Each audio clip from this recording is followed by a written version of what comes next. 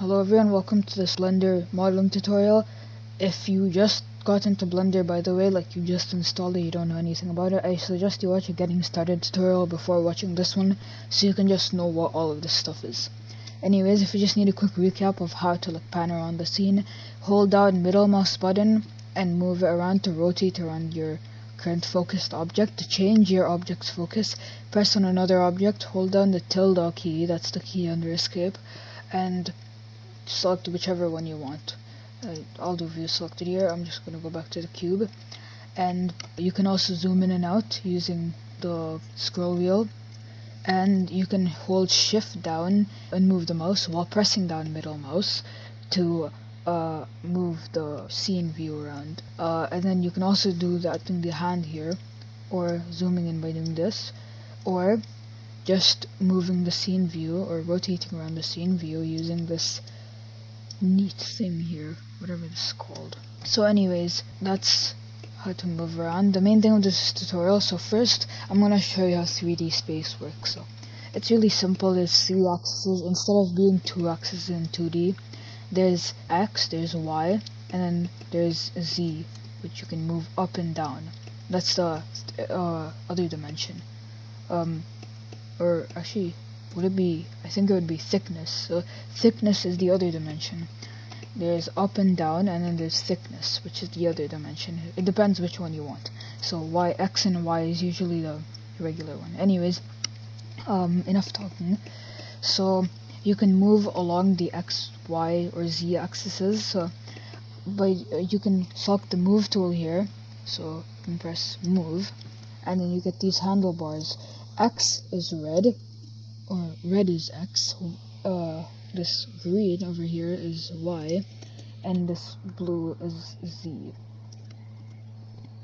And of course you can also move twice. That's very nice. You can rotate the object on the Y axis, on the Z axis, or on the Z axis. You can rotate the object like this, or you can also scale the object on the X, on the Y, or on the Z. Okay, on the Z. So it might be a little tedious to select from here each time you want to move. So what you can do is you can just press over here, it says a shortcut G to move. So you can remember that as G to grab, because I guess M to move would just be too annoying to press all the way here on your keyboard. So G to grab, you can press G to grab, remember that. R to rotate, you can just go like this, and S to scale.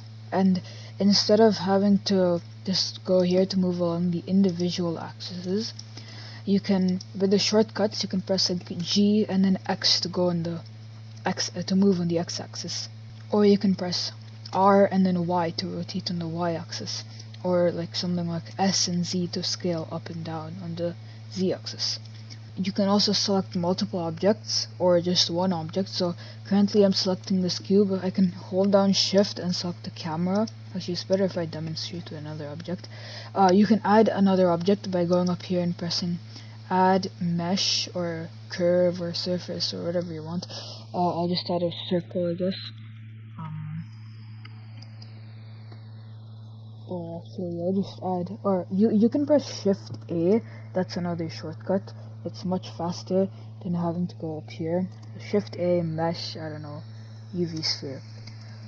And then you can see I can press this, I can press this, I can shift click and press both of them. I can press A and select everything in the scene, or I can press Alt A, I think, to unselect, yeah. Now, you might be wondering how to actually edit the mesh without having to create new meshes every time like this. So that's called edit mode. You can do that by pressing tab, and doing this you can get all of these things. You can also change the mode by just going up here and pressing object mode or edit mode. We are in object mode right now. This is object mode. You can select other objects. Edit mode is kind of its own thing. So you can press tab into edit mode to toggle between edit mode and object mode. It says up here if you're confused. As you can see over here, there's three things. There's vertex select, edge select, and face select. Let's go with vertex select first. So first, you can see it's selecting the whole cube, all the vertices. Just select one of them for now, and you can move this around using the same things we just discussed. G to grab, R to rotate, but you can't really rotate single vertices, and S to scale. Again, you can't really scale single vertices. And then there's edge select mode. You can scale this, you can rotate this, and you can also move this using the same things. If you go back to vertex select mode, you can see it actually selects both vertices. So edge select mode is just selecting two vertices. It's on edge. Then there's face select mode. It works in the same way. You can do everything the same. And this time, if you go to vertex select mode, you can see it selects all four of these.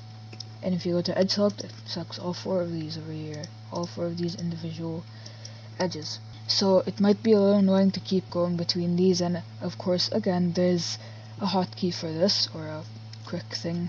Blender has like so many. You can go across these, you can find a bunch of random like quick key clicks.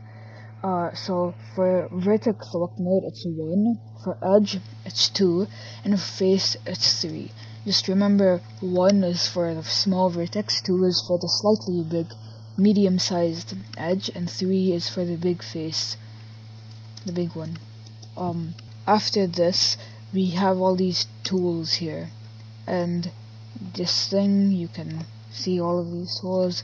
Some of them are kind of confusing. Anyways, so first I'm gonna go over one of the main tools I always use, and this is Extrude. Where is it? Down here. It's here, Extrude region. You can see, you can hold down and extrude out there. And you can, the hotkey for this is E over here. So E. You can press E on a face, E on a edge, or I think you can also do it on a vertex. Yeah, you can also do it on a vertex, but unless you're doing some really advanced modeling, I don't think you need that. Anyways, doing this, you can press E to extrude, and then you can actually just press S to scale on that new face it creates, or R to rotate, or G to grab and move. And there's a lot of things you can do. And so what I want to create by the end of this tutorial is a small tower, and that's actually going to be a lot easier than you think it is. Or a small building, or whatever you want, pretty much. I'm just going to Control Z all the way back to the regular cube, and I'm going to tab out of edit mode, and I'm going to go to object mode. And remember, you can also switch from here. So I'm going to go up here, and I'm going to press Z. And by the way, if you have a keypad, if you have one of those keypads, I don't have one on my keyboard, but if you do, you can press the hotkeys. It says, for example, control number pad 7 over here, control number pad 1. You can explore those. I don't use them though. So over here, you go to the Z and look on the object from the top and scale just like this, like scale, and then press X to scale on the X-axis. A much easier way of doing this, I want to make like a 4x4x1 block, so it's kind of like one floor of a building. Over here in the transform area, so you can see all of these on the right, it's in the properties. I think it's called properties. Yeah, properties. You can press over here, you can see these little tabs here. So you can go properties, and then over here there's like all this stuff. I think this is active tool and workspace settings, rendering, I think. Yeah, render property. What you want is this little orange square, object properties, and then you can see under transform over here, you can just change the scale. I'm gonna change the Z scale to 1, the Y scale to 4, or 3 actually, and the X scale to, I don't know, 5, something like that, or maybe 3.5, I don't know, whatever you want. This is just gonna be the floor of our building, so whatever shape and size you want. So that's pretty easy. Now you go back to edit mode, and so what you want to do is you want to create windows on the floor, of course, like windows on each thing. So I'm going to use another tool called loop loop slide cut, or where is it? Yeah, loop cut over here. It's 1, 2, 3 under extrude region. So you can press that. You can see immediately that this yellow line starts showing up, and what this yellow line is doing is it just showing where your loop cut is going to be. So if I press here, you can see that a loop cut appeared there. I press here, you can see a loop cut appears. I'm going to Control Z out of them, and again there's a shortcut for that. It's Control R, and you can just go like this, and you can press over here and you can slide it along this place, and then if you want you can move it wherever you want, or you can just press R to reset it to the middle position. And I'm gonna put this along the middle over here, and now I'm gonna put and then you can also decrease or increase the amount of loop cuts there will be. So I'm gonna put 4 here and 4 here, and now we have some place to build windows. So over here on the stock box, hold down and press select circle, or just press C and you can drag your mouse over here and right click to go out of this select circle. Also on the select circle, if you accidentally click somewhere else, you can use the middle mouse to undo it. You can also go here and you can select all these windows. I'm just going to do that quickly.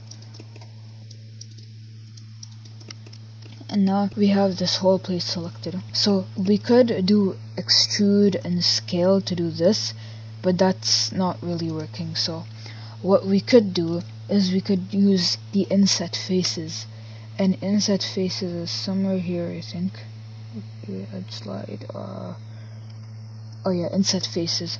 So you can press inset faces and you can do this. You can press I to turn off individual faces to turn on, and again there is indeed a shortcut for this, that's I, and you can see all the settings up here for this. I'm going to turn off individual by pressing, or turn on individual faces by pressing I, and you can see that it already makes this much better. So it's scaling individually. I'm going to leave it like that. Now we need to extrude in, because of course windows go in. So if you press E to extrude and then X scale, you realize it won't work. So what you have to do is you have to right click and press extrude face along normals while you're selecting these. And somehow I haven't found a shortcut for this yet. There might be, I didn't really research. So anyways, I'm just gonna select, like, I'm just gonna do it like barely anything. Wait, I'm gonna go closer. So you can press this panel here that opens, and I'm gonna say offset like 0.1 maybe. No, that's way too much. 0.05, still too much. 0.03. Okay, 0.01. Okay, yeah, 0.01. And now you can see all of this. Anyways, now it's looking kind of boring, it's all gray. So now you can go back to this properties panel here, and you can go down to this circle thing, this sphere, material properties, and now you can see over here that there's a material, and it's gray right now, kind of. You can change this to something like this, I don't know, shade like this, maybe darker, but you can see it doesn't change over here. That's because you need to go to one of the viewport shading modes. This one applies lighting and this one doesn't. I'm just gonna go to the one that doesn't because I don't want to apply lighting. I'm gonna go to this one. So this one is a non-lit version. It's pretty easy to tell. Now you can see I'm still selecting these faces. If you accidentally stop selecting them, like if you accidentally press somewhere else, just press Ctrl Z and you'll continue selecting the options. So select all the windows if you have them, and I'm going to create a new slot for here, a new material slot. Press the plus over here, and then press new material, the new button, and then give it a nice shade of blue. And it doesn't show up, you can see. So while you're selecting these, you have to press assign to the faces, and now you deselect the faces, and it looks pretty nice. You may want to change the color. You don't have to select them again because that material is already applied, so you can just select over here, and yeah. Now you might want to do some settings over here, like you might want to make the window metallic for some reason. There's a lot of things like roughness, and yeah, I'm going to turn down the roughness actually. So yeah, you can see that makes a little reflection, bit of a reflection. I think it's reflecting some default Blender skybox. I'm not really sure. Anyways, I'm gonna turn that down for now because that's kind of distracting. So over here you can see, oh actually that place, okay, this is way too distracting. Anyways, now we don't want to really keep adding floors. Like we don't want to press duplicate every time. We don't want to press Shift D, which is duplicate, by the way. You can press this whole thing, Shift D, move it up on the Z axis and duplicate it. That's not a good way to go because no matter how many floors you have to add, it'll take forever. So you can just actually go back in this properties tab, and over here the wrench, you can press on that, and it's the modifiers tab. You can press add modifier and go to array, and there's a lot of modifiers. I'm just gonna remove this for now. There's like simulation modifiers, deformation modifiers, generation modifiers, and modifying modifiers. Anyways, for this time we're gonna be using array, but a lot of times I'll find that I'm using mirror, because mirror is just like so useful. You can mirror your mesh if you're making a character or a car or something and you want to mirror the mesh, you can mirror that. Anyways, you can press on the array and you can see it moves the building block to the right, or yeah, to the left actually.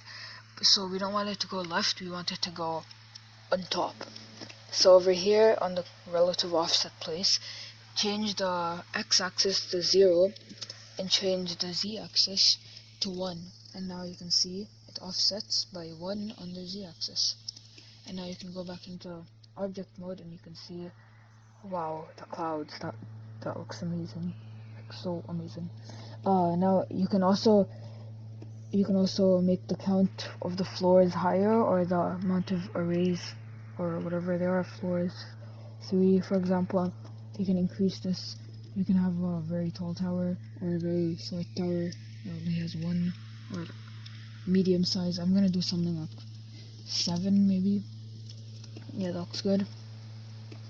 And now you might think this is kind of plain and you can't really edit this part. So once you're happy with how many floors you have or whatever, you can press apply to the modifier, and make sure, or you have to go out of edit mode, and make sure you don't apply it once you still have things to edit, because once you do this, unless can you press Ctrl Z? Yeah, you can press Ctrl Z, but still you can't edit anything.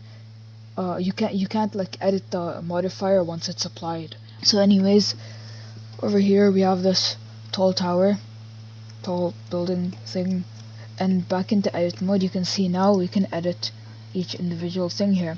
So what I want to do is at the top of the roof here, I'm going to deselect everything. I'm just going to press them here, and I'm going to press C again for the circle select tool, and I'm going to do this. By the way, if you want to increase the circle select tool's range, just use the mouse wheel. Here you can select everything on the roof, and then you can press E to extrude, and instead of moving up or down you can press S to scale, and this scales out.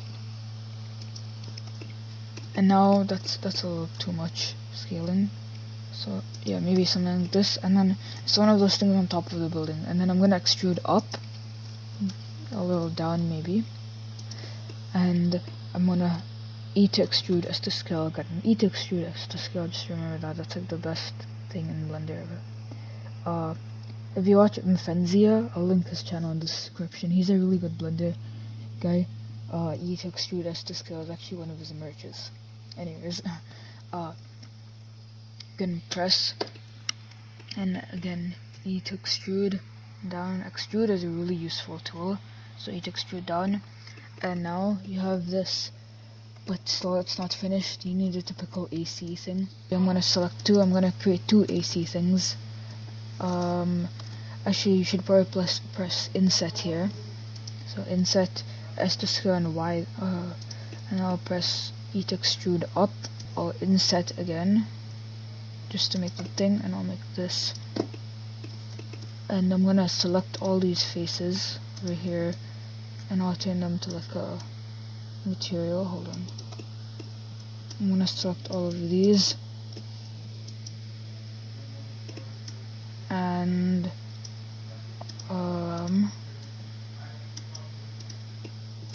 okay, I'm gonna press the tilde key and press view select mode. Okay, yeah, that's better. So now I can just go around selecting these faces. Is there nothing I missed? I don't think so. So now back in the materials tab, we can create a new material slot and press new material, and then I'm gonna go here and make this completely white. Pretty nice. You can assign these, by the way. You have to press, if you just need a quick reminder, you have to press on this, press on the material want, and then press assign. Okay, so now we have this building, and it has a reflection also on the glass, and it has these things, but we're not complete, we need a door. I'm gonna create a door somewhere here on one of these windows. I'm gonna break this window. Actually I can just make it on this. I'm gonna go press Y over here, and now I'm gonna use the knife tool over here. It's called knife over here. You can just press K,